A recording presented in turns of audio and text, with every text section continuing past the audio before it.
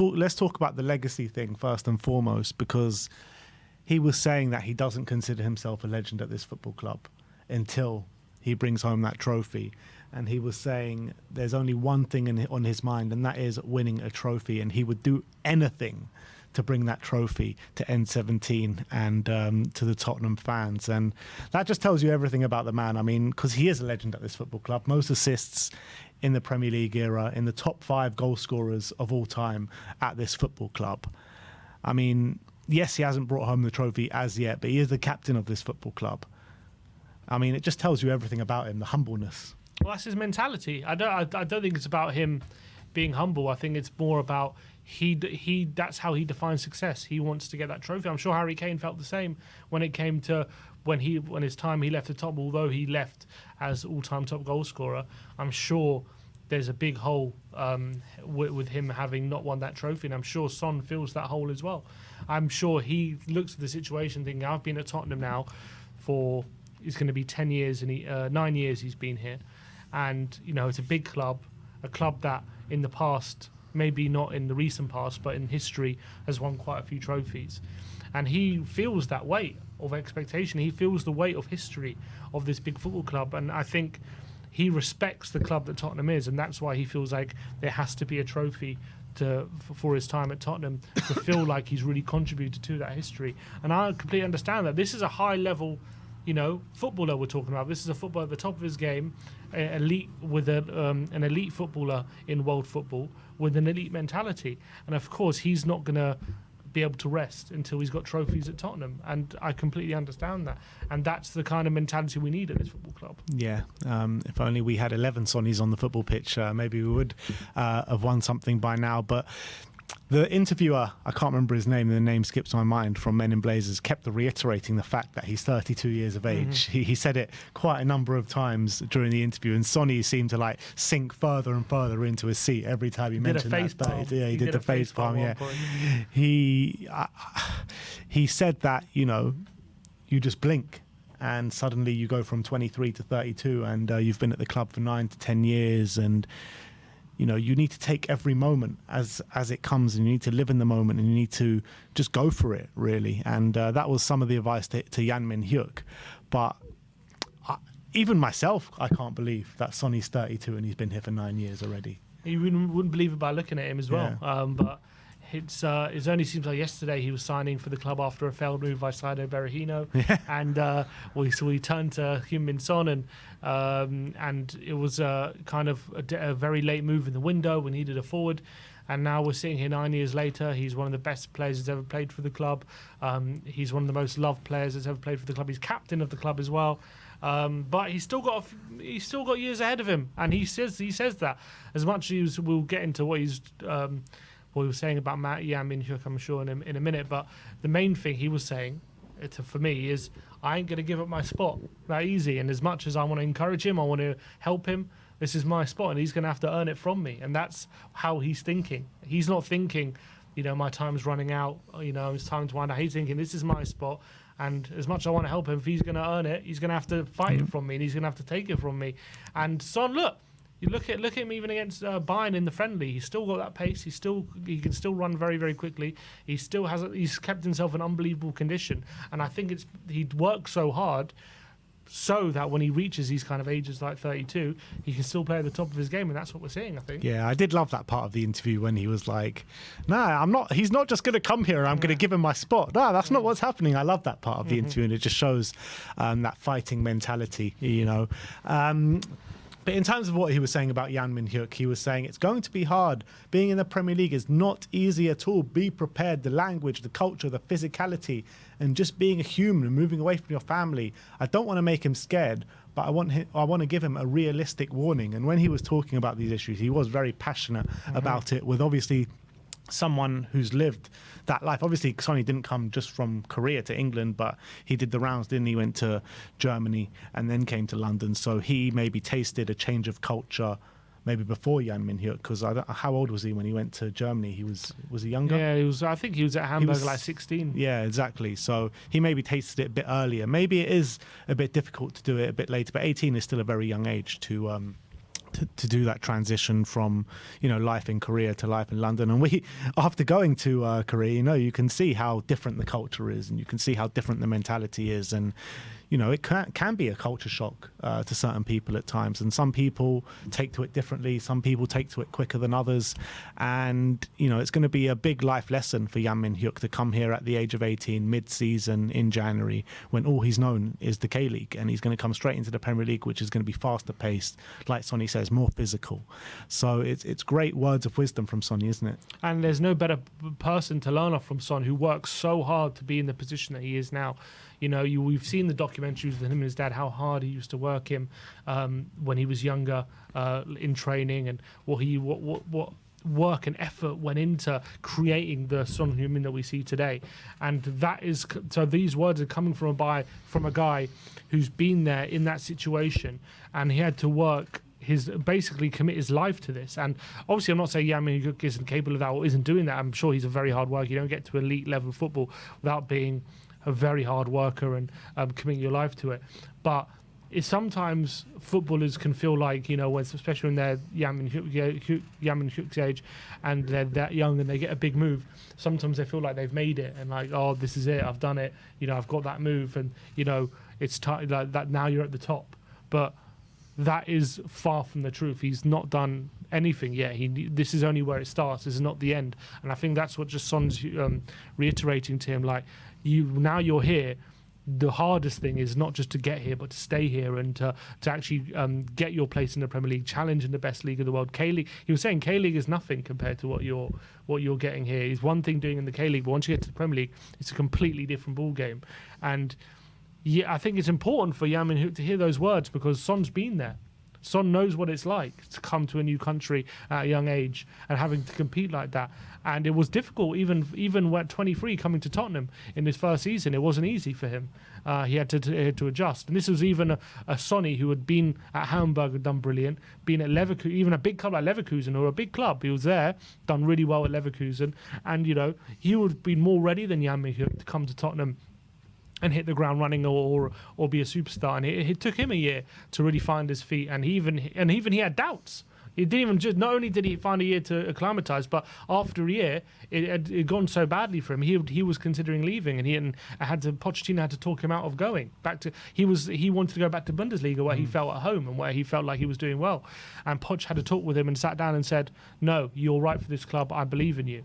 And I needed that talk from him to maybe for a bit more self-belief in Son. And now we're seeing the player who, you look at Son now, you can't believe he had any self-doubt at any age, but he did. And I think so these words, talking to a young player with potential, Yan Min-hyuk, couldn't come from a better person. Yeah, it just shows, like, doubt can creep into anyone's mind, no matter how confident you are, no matter how good you are, no matter who you are, it can creep into you. But it's not just about acclimatizing and getting into the first team, but it's also about maintaining it as well.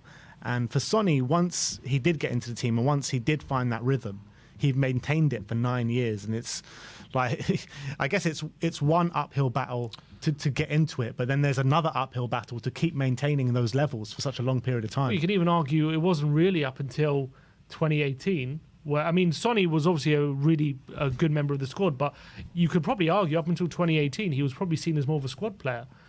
Then when that Champions League run, then he became a main player. Then everyone realised, okay, this guy's actually like world class. Before then, we had Dele, we had Eriksson, we had Dele, Eriksson, and Kane in a front three, and we're playing in a back three. And it wasn't. And Son, obviously, whenever he got his opportunity, he did quite well, but he wasn't a guaranteed starter up until a few years later. And that also goes into his mentality.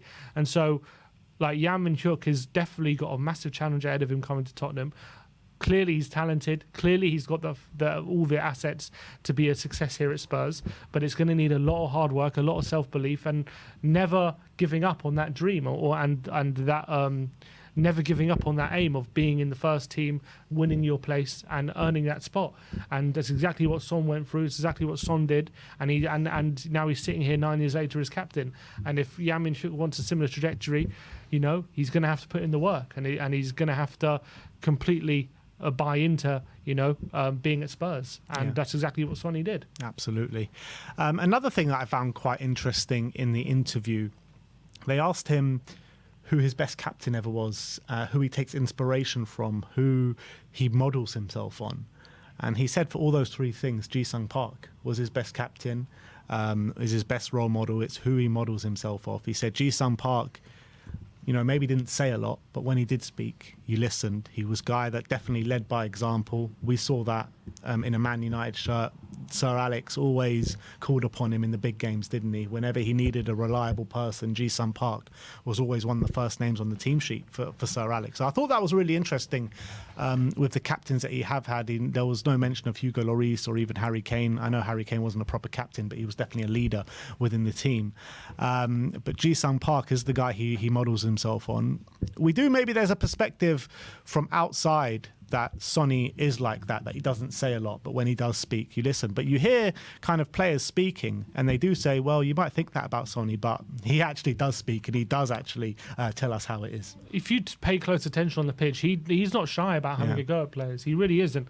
And I think maybe because of how he is off the pitch, and whenever there's like PR things and whenever there's videos of in the training ground, he looks like a bubbly character having fun with the players and stuff like that. And maybe, I don't know if Spurs just neglect to show that side of him or what, but I was obviously when we were at Korea, I was obviously very much taking an extra focus on Son. Very much zoomed in on Sonny all the time. Yeah. And I can tell you, he is not shy about setting standards and holding players to standards, and he's not one of these captains who is just happy-go-lucky and is just trying to make everyone get along all the time. And he does do that because that's just the character he is, and he does get on with everyone. And he clearly is one of these players who a lot of the time does have a smile on his face, and he's one of these who's a great person and a great character, but he does have clearly a competitive edge to him. Of course, you don't get this far if you don't. And he clearly has set standards for his players, and sometimes when he's not receiving the pass or players make the wrong decision, he does have a bit of a go with them, and he's not shy about it. And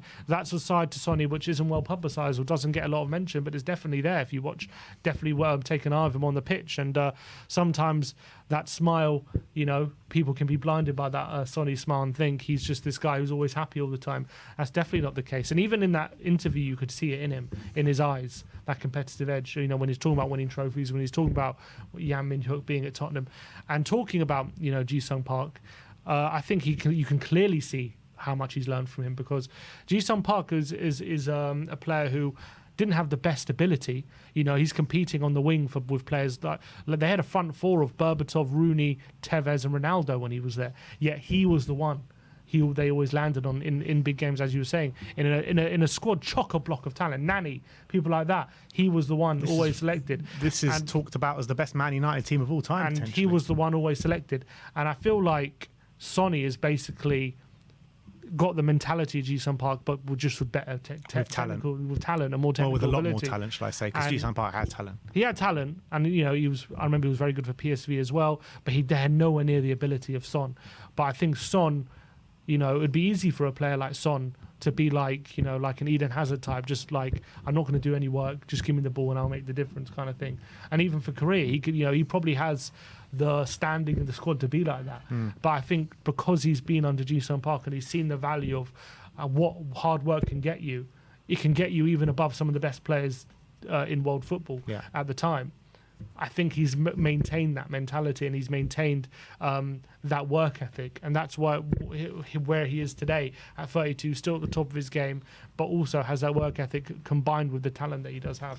And he also was talking about how he tries to set the standards at Tottenham now. He's captain, always being the first one into training, being the first one on that football pitch, being the first one on the training pitch, being the last to leave, making sure he's not late. And, these things can have a rub-off effect, especially with such a young squad that Spurs have now. And he was talking about the importance of setting that standard and setting that, being that role model for these young players, because if he starts coming late, even at the age of 32, you would think, coming to the end of your career, you can take your foot off the gas a little bit. But he says no, it's extra important to set the standards now, because if you're trying to bring up the next generation and set a role model to the next generation. They might think, oh, it's okay to be late. Sonny's late today. Oh, I'm going to be late tomorrow, and it won't be a problem. But it just shows you even more of the mentality that he has and the leadership abilities that he does have. You know, he just wants to keep setting those standards. That's why, for me, he's the perfect captain, and he's so respected. Because there are players, I'm not saying in the Spurs squad, but you know there are players we've seen in the past who are characters, and they do get on with everyone, and they like a laugh and a joke around the dressing room, but when they're not like the most professional. They do like a laugh and a joke, but they like to terminate. I mean, not saying just Basuma. People like him, maybe for example, like someone like a Paul Gascoigne, something like that. Like, as much as I love, Gazza was one of the best players in the world. Was he captain material? Probably not, because as much as he laughed and a joke, sometimes he took it too far, or he wasn't always professional when it got down to, doing the hard work. Yet Sonny has that side to him where he always likes to get on with the players, and he has a great relationship with every player. But the reason why he's so respected is because he doesn't let that affect professionalism. As you say, he's the hard. Not only is he's one of these. One of the jokers in the team, but he's also the hardest worker in the team. And sometimes it's hard to combine the two. But that's what gets him the respect, I think, from the whole squad. And that's why he's captain material. Because if he just had that side where he gets on with everyone, that's well and good, but that doesn't make you a good captain. But that other side means that's why he's such a good captain of the team. And that's why you hear, a lot of players in these interviews that you see on social media, the players say like Sonny's the funniest guy, but they also say he's the hardest worker as well. And I feel like you can maybe draw comparisons with that with maybe someone like Robbie Keane, because Robbie Keane was always a joker, one of the biggest jokers in the squad, but he was also one of the hardest workers. And when someone else wasn't setting the standards, he would be right in their face telling them. And I feel like Sonny is very much similar. And he was also good. I mean, he wasn't quite captain. He was basically de facto captain because Ledley King was injured all the time. And he was a leader. Yeah, and he was also a great leader of the team at the time. And I think that they're very similar in that way, actually. Yeah. So there you have it. That is our reaction to the Sonny interview in Men in Blaze. If you haven't checked it out, please go and do that. Really good interview. But thank you very much for joining us today. The season is just about to get underway. So let's hope for a big season from Spurs and a big season from Sonny. But thank you everyone for joining us today.